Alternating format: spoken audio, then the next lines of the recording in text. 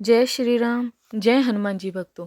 कभी देवताओं को बचाने के लिए तो कभी मनुष्य को बचाने के लिए भगवान विष्णु ने कई अवतार लिए। शास्त्रों के अनुसार एक बार माँ भगवती के आशीर्वाद से हयग्रीव नाम का दैत्य अजय हो गया था।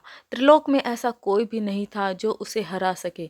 देवताओं के साथ साथ उन्होंने ऋषि मुनियों पर अत्याचार करना शुरू कर दिया और इसी दैत्य से मुक्ति के लिए भगवान विष्णु ने हयग्रीव अवतार लिया था।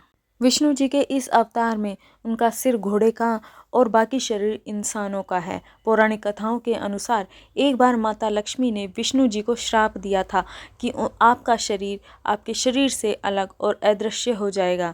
उसी समय प्रजापति कश्यप और उनकी पत्नी दनु के पुत्र और असुरों के राजा हयग्रीव माता भगवती को प्रसन्न करने के लिए कठोर तपस्या कर रहे थे।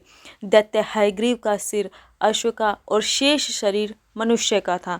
वह सभी भोगों का त्याग करके सरस्वती नदी के किनारे कुछ दिनों तक बिना रुके माँ भगवती के माया बीज एकाक्षर महामंत्र का जाप करते रहे, जिससे उनकी इंद्रियां भी उनके वश में हो गई थी। दैत्य हयग्रीव की कठिन तपस्या से प्रसन्न होकर माँ भगवती ने उसे तामसी शक्ति के रूप में दर्शन दिए और उससे वर मांगने के लिए कहा। दैत्य ने माँ भगवती की स्तुति करते हुए कहा, हे कल्याणमयी देवी, आपको नमस्कार है।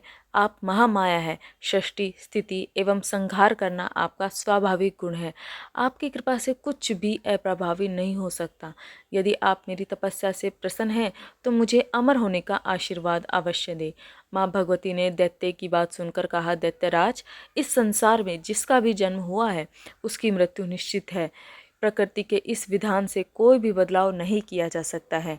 किसी का भी सदा के लिए अमर होना असंभव है। यहाँ तक कि अमृत का पान करने वाले देवताओं का भी पुण्य मृत्यु लोक में जाकर समाप्त हो जाता है। इसके अतिरिक्त तुम और कोई भी वरदान मांग सकते हो। तो माँ भगवती की बात सुनकर दैत्य हयग्रीव ने कहा, माँ मुझे ऐसी कृपा करो कि हयग्रीव के हाथों ही मेरी मृत्यु हो, कोई दूसरा मुझे मार न सके। इस पर माता तथास्तु कहकर अंतर्धान हो गई।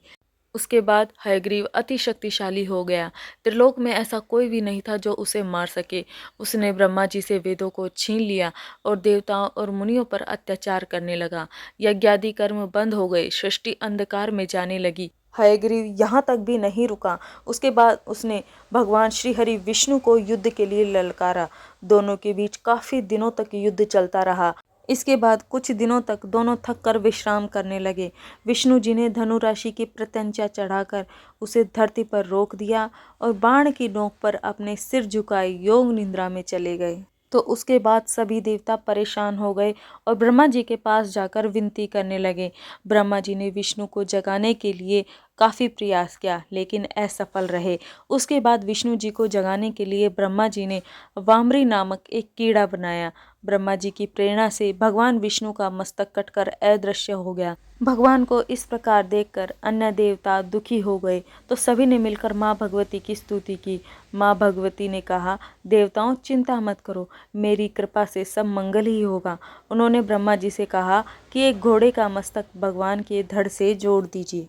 इस प्रकार ब्रह्मा जी माता की बात सुनकर एक नील वर्ण के अश्व का मस्तक ले आए। भगवान के धड़ से उसे जोड़ दिया, जिससे भगवान विष्णु जी का हयग्रीव अवतार हुआ। इसमें भगवान विष्णु जी का सिर घोड़े का और बाकी शरीर इंसान का था। एक बार फिर विष्णु जी के हयग्रीव दैत्य से युद्ध हुआ और भगवान के हाथों दैत्य हयग्रीव की मृत्यु हो गई।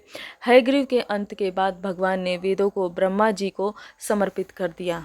भगवान विष्णु के हयग्रीव अवतार का यह स्वरूप बहुत ही अनोखा है। इसमें उनका सिर घोड़े का है और बाकी शरीर इंसान का है। भगवान के इस अवतार में घोड़े का सिर उच्च शिक्षा एवं ज्ञान का प्रतीक है। कई क्षेत्रों में भगवान हयग्रीव को संरक्षक देवता के रूप में भी पूजा जाता है, जो बुराई को दूर करने के लिए पहरा देते हैं। इस प्रकार आज की वीडियो में हमने भगवान विष्णु के हयग्रीव अवतार के बारे में जाना। वीडियो अच्छी लगे तो वीडियो को लाइक ज़रूर करें। चैनल को आप सब्सक्राइब भी कर सकते हो। जय श्री राम, जय हनुमान जी, जय श्री हरि विष्णु जी भक्तों। आप सभी का दिन शुभ और मंगलमय हो।